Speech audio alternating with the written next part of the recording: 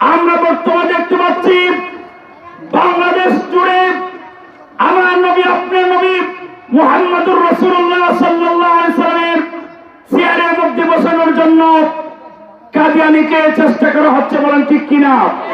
আমার নবী আপনার নবী আমাদেরকে হাদিস শুনিয়ে গেছেন, আনা খাতিমুন নাবিয়্যিন লা নাবিয়্যা বা'দি, আমি মুহাম্মদুর রাসূলুল্লাহ সাল্লাল্লাহু আলাইহি সাল্লামের পরে এই বিশ্ব জগতে কিয়ামত পর্যন্ত আর কোন নবী পৃথিবীতে আসবে না, বলেন ঠিক কিনা? আমরা আপনাদেরকে বলতে চাই, আপনার নবী আমার নবীর চেহারা যদি কাদিয়ানীর মতো অথবা কোন কুখ্যাত কোন শয়তানকে নবীদের চেহারা বসাতে চায়, আপনি আমার জীবনকে বাজি রাখবো, যৌবনকে বাজি রাখবো, সকল কিছুকে বাজি রেখে আপনি আমার নবীজির চেহারা কাউকে বসতে দিব, বলেন ঠিক কিনা?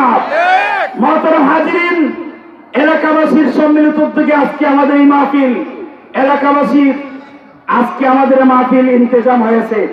এই ইন্তেজাম, এই আয়োজনের জন্য আরো 1 বছর আগ থেকেই মেহনত শুরু হয়েছিল, বলেন ঠিক কিনা?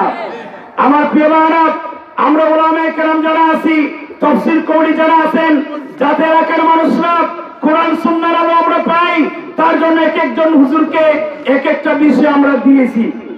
এই যে লুকমান সাদি সাহেব আপনাদের সামনে মরচুয়া লটারি সম্পর্কে বিস্তারিত আলোচনা করছেন, শুনছেন না আপনারা? আপনি আমার কাজ কি যে বাস্তবায়ন করা, কি করে বলেন?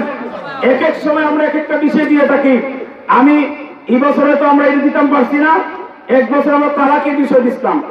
এবার আগামীকালকে অনেক গুরুত্বপূর্ণ বিষয়গুলো আছে, তালাকের বিষয় সহ আমরা অতীতে এবার আমাদের এই তফসির 21তম, এই 21 বছরে অনেক শতাধিকের উপরে বিষয় আমরা উলামায়ে কেরাম মাধ্যমে আমরা আলোচনা শুনছি।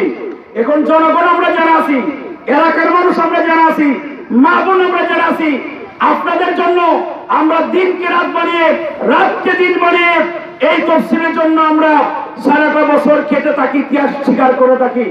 আপনাদের কাছে আমাদের জোর আবদার, গুজারিশ, এই কোরআনের বিধানকে অন্ততপক্ষে আর কারো কাছে নয়, নিজের কাছে বাস্তবায়ন করার চেষ্টা করবো ইনশাআল্লাহ।